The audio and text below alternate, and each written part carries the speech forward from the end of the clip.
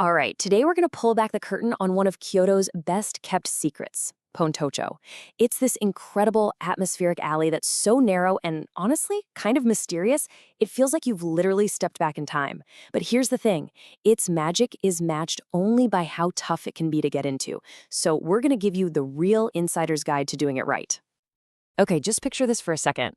Imagine you're walking on this stone path, and these beautiful old wooden townhouses are leaning in so close, you feel like you could touch both sides at once.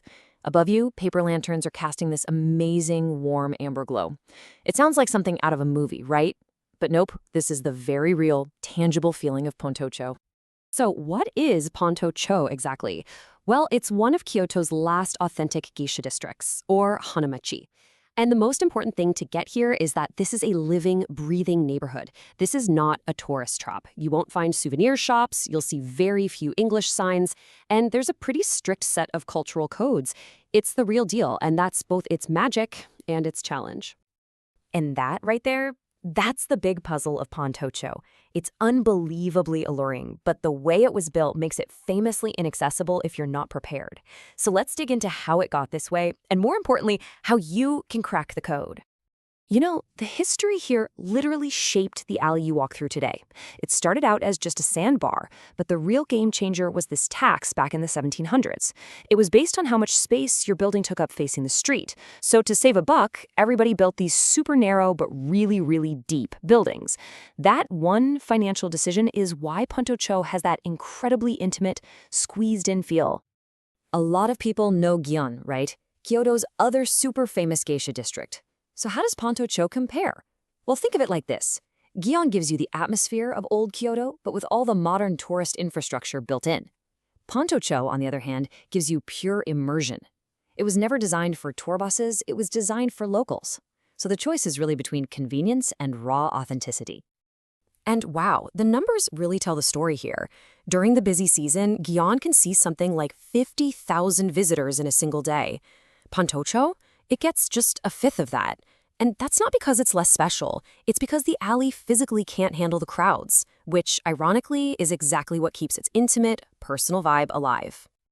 Okay, so if you're ready for that truly immersive experience, how do you actually do it right? Well, this is the playbook. This is your key to unlocking Pontocho and navigating it like a pro. First things first, and it's probably the most fundamental question every visitor has. Does the timing of your visit really matter that much? Oh yes, the answer is evening. And honestly, it's not even up for debate.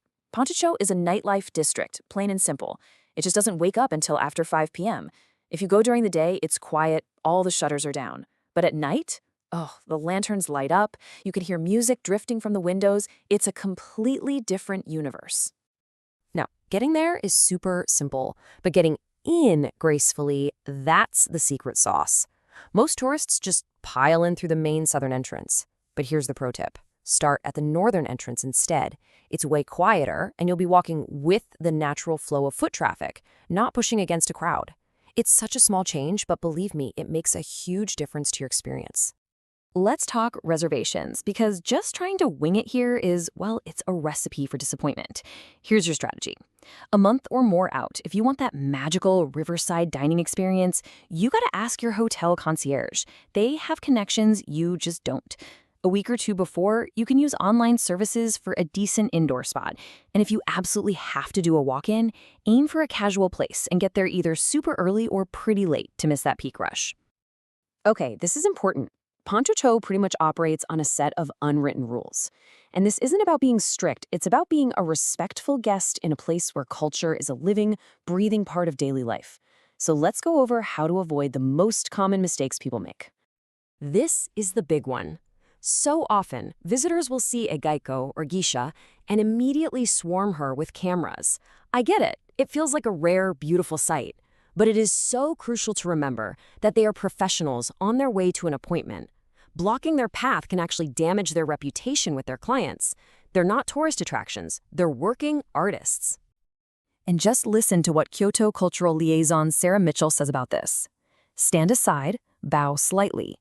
That respect gets you a genuine smile instead of a practiced public face. That one simple act of respect is what separates a tourist from a truly thoughtful traveler. All right, the second major mistake is assuming you can just show up at 7:30 p.m. and get a nice table for dinner. This is a reservation-first district through and through. Expecting to walk into a good restaurant during peak hours is probably going to mean a very long, very frustrating wait. Just remember the strategy. You got to plan ahead.